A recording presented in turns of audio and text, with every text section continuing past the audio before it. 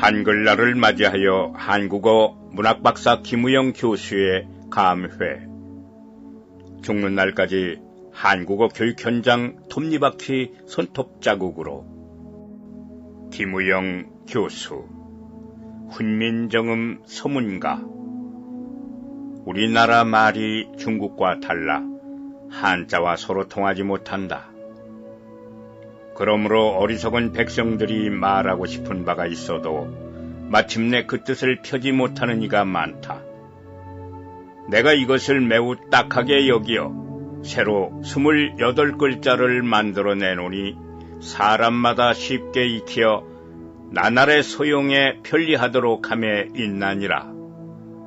대한민국 국립국어연구원 자료집 훈민정음 서문가 전문. 환희의 선물 한글 한국어. 10월 9일은 한글날로서 올해는 579도를 맞는다. 한글은 세종 25년 1443년 12월 세종대왕이 창제하고 이어 1446년 9월에 훈민정음의 원리와 사용법을 책으로 공포하였다. 이날이 양력으로 10월 9일로서 오늘날의 한글날이다. 따라서 우리가 사용하는 말과 글에 대한 소중함은 누구나 잘 알고 있는 일이다. 한글 한국어는 20살 시절부터 문학 인연으로 신압으로 다가와 학문 생애의 지침을 바꿔놓은 21세기 환희의 선물이었다. 한국어 사랑 40년. 한글 한국어를 공부한 지는 길게는 40여 년, 대학에서 집중 연구와 학습 강의 지도는 20여 년을 맡고 있는 한국어 문학 박사로서 한글날 감회는 남다르다. 한국어를 연구하면서 2014년 대전 중구 다문화센터 한국어 교실에서 대전으로 이주해온 필리핀, 몽고, 중국 등 다문화 가족에게 4년 7개월 동안 한국어 학습 지도를 하였다. 직장 퇴직 후 2017년부터 중부대학에서 외국인 유학생들에게 한국어를 지도하였다. 그러다가 2019년 코이카 파견 아프리카 탄자니아 국립외교대학 한국어학과와 중앙아시아 우즈베키스탄 사마르칸트 국립외국어대학 한국어학과에서 한국어 국위 선양하고 2024년 4월 귀국했다. 그러다 2024년 9월 중부대학에 복직하여 교양학부에서 논리적 사고와 글쓰기, 한국어 화법과 의사소통, 텍스트로 이해하는 한국어 읽기 연구 등 3개반을 대상으로 강의하였다. 20살 문학청년 시절 한국어 입문. 돌이켜보면 지난 20살 문학청년 시절은 책과 허무와 갈등으로 씨름하였다. 더러는 데칸시오, 데카르트, 칸트, 소펜하우어에 빠져 충청도 고향과 서울을 오가며 방황하던 시절이었다. 1980년 서울에서 문학 활동을 할 때 훌륭한 분들을 만났다. 문학을 통한 한글, 한국어를 이해하는 데 도움이 되었다. 장편 소설 홍어의 김주영 소설가, 이근배 시인, 서정주 시인, 시인 정한무, 전 문공부 장관, 연세대 신동욱 마광수 교수, 서울대 구인환 교수, 서울교원대 성기조 박사, 국문학자 이숙영 박사님 등이 그렇다.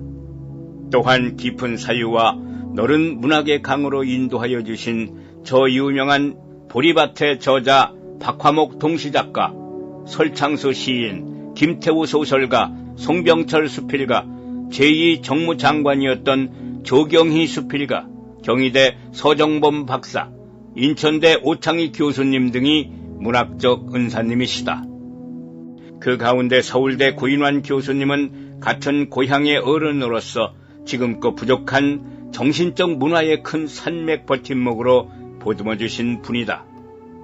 특히 국문학자이신 이숙영 박사님을 뵙게 된 것은 생애의 행운 중의 행운이었다. 짧은 머리에 작은 체구, 그리고 어눌한 말씀 등 지금은 돌아가셨지만 이들 부부가 문학 행사에 다정하게 함께 다니시던 모습이 눈에 선하다. 당시 청량리 경찰서 골목에 사시었는데 자주 이 박사님 내외를 댁에 모셔다 드리곤 하였다. 그 당시 국문학자 이 박사님한테 한글에 대한 소중함과 아름다운 진면목을 배웠다. 어휘의 어려움이 주고받는 우리말과 글의 매력에 빠지는 계기가 되었다.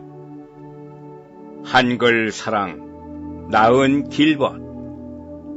이어 한글 사랑으로 나라의 얼과 민족적 자주적인 정체성과 고유의 정신을 살리기 위하여 스스로 한글 사랑을 실천하고자 자녀 이름을 한글로 지었다. 큰딸의 이름은 바램이다. 앞으로 좋은 세상, 아름다운 사회에서 잘 성장하여 잘 되기를 바란다는 희망의 뜻이다. 둘째 딸의 이름은 나아이다. 잘 나아가서 국가와 사회에서 바라는 사람으로 잘 나아가라는 뜻이다. 어디 그뿐인가? 아호가 나은이며 길벗이다. 나은 사람으로 성장하여 나은 세상에 빛과 소금이 되자는 뜻이다. 독일의 구름의 시인 헤르만 헤세가 구름이 좋아 구름을 찾아 길을 떠나듯 에오라지 지구촌 한글 나그네가 되어 전 세계를 무대로 나은 인생으로 살기 위함이었다. 또한 벗을 만나 애호박잎처럼 순진무구하게 걸어가자며 아호를 길벗으로 정했다. 또한 아내 아호도 구루터기이다.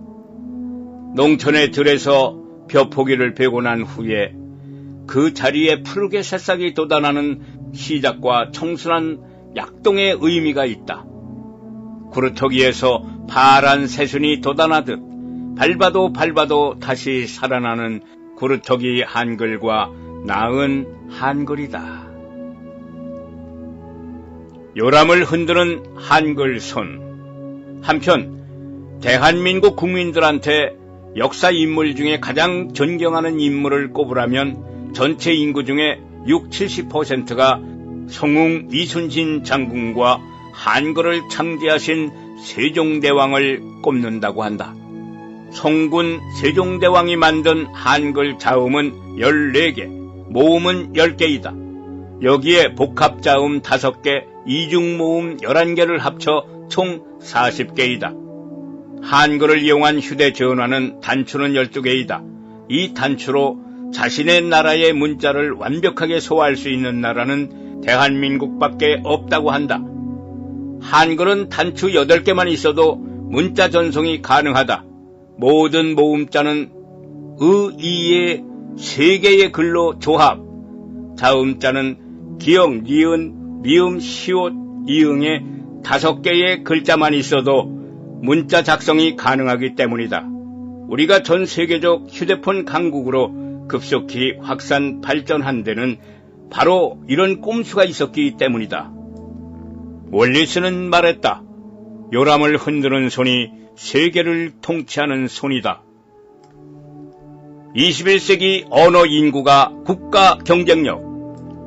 1997년 우리 한글을 세계 유네스코에서 세계 문화유산으로 지정하였다. 세계에서 몇 안 되는 모국어로서 인류가 길이 보존해야 할 문화유산이라는 것이다.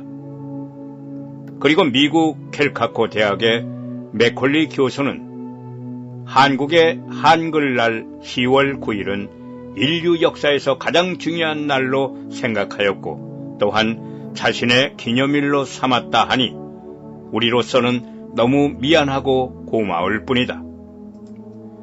21세기 세계화 시대 국제 통계 사이트 자료에 따르면 2024년 현재 세계 인구 수는 총 195개국에 총 80억 명이라고 발표했다. 대륙별 인구는 아시아가 48개국에 47억 명으로 가장 많다. 이어 아프리카의 인구는 54개국에 14억 명, 유럽은 44개국의 인구는 7억 4천만 명, 아메리카가 36개국에 5억 7천만 명, 오세아니아가 14개국에 4억 3천 명이다. 전 세계 인류가 사용하는 언어는 6,900여 개이며 1위가 14억만 명의 중국어이고 2위는 스페인 3억 2,900만 명, 영어는 3위에 3억 2,800만 명이며 한국어는 13위로 남한과 북한, 중국, 연변조선족과 해외 동포를 포함하여 7,780만 명 정도이다. 언어학자들은 지구상 언어 중에 21세기 안에 다수가 소멸하고 영어, 중국어, 스페인어 정도만 살아남을 것이라고 한다. 경제 대국인 일본과 독일어 정도가 간신히 명맥만 유지할 것이라고 한다. 현재 남북한과 해외 동포를 합쳐 7,780만 명이므로 한국어를 사용하는 인구가 2,400만 명 정도 더 있어야 한다고 한다. 가정에서 사용하는 비공식적 언어로 남을 가능성이 많은 한국어를 1억 명 이상 사용자를 확보해야 안정적이라는 것이다. 21세기는 언어 인구가 국가 경쟁력이다. 현재 중국이 세계 대국 미국과 맞서는 이유 중에 하나가 14억 명이라는 막대한 인구가 배경이라는 점에서 한국어를 연구하는 입장에서 생각이 깊어진다. UN 국제공용어 한국어 7위 오를 듯. 한편 UN에서는 전 세계의 많은 국가들이 연합국제기구로서 중요한 문제 처리를 위한 간결한 의사소통을 위하여 6개의 공식 언어를 지정 사용하고 있다. 6개의 공식 언어 사용일을 지정 운영 헌정한다. 매년 러시아어 6.6, 스페인어 4.23, 아랍어 12.18, 영어 4.23, 중국어 4.201, 프랑스어 3.20이다. 이제 UN 공식 언어 7위를 놓고 한국과 일본이 각축전을 벌이고 있다고 한다. 앞으로 각종 UN 회의 서류와 언어가 한국어로 통용될 날이 머지않을 것으로 기대된다. 한류 문화화 천병 한국어. 한국어가 전 세계적으로 알려진 계기는 한류 문화의 확산이다. 지난 2000년 초반 한국 드라마들이 국외로 수출되면서 시작됐다. 드라마 겨울연가는 주연을 맡은 배우 배용준이 연사마로 불리며 일본에서 선풍적인 인기를 끌었다. 이후 천국의 계단, 대장금 등 한류 드라마가 속속 제작됐다. 특히 2013년 방영된 별에서 온 그대는 중국에서 돌풍을 일으키며 한국의 치맥 문화를 전파하기도 했다. 2016년 방송된 태양의 후예와 도깨비도 대표적인 한류 드라마이다. 2000년대 후반에 들어서면서 본격적으로 K-팝이 한류를 주도한다. 댄스그룹 동방신기, 소녀시대, 빅뱅, 카라 등은 일본 전역에서 인기를 끌면서 K-팝이 한류를 이끌었다. 2012년 가수 싸이의 강남스타일과 방탄소년단의 치솟는 인기는 한국의 위상과 한국어 열풍의 기폭제가 되고 있다. 최근에는 게임, 한식, 화장품 등 각 분야에서 한류 바람이 거세게 불고 있다. 게임 산업의 경우 K-팝 매출의 11배 이상 올려 문화 콘텐츠 수출액의 절반을 넘고 있다. 한식 산업도 가파른 상승세를 타며 전 세계에서 운영 중인 한식당이 2009년 9,253개소에서 2017년 33,499개소로 급증했다. 각종 한류 문화가 인기를 끌면 바로 바쁜 곳이 대학의 한국어 학과와 교육원, 사설 학원이라고 한다.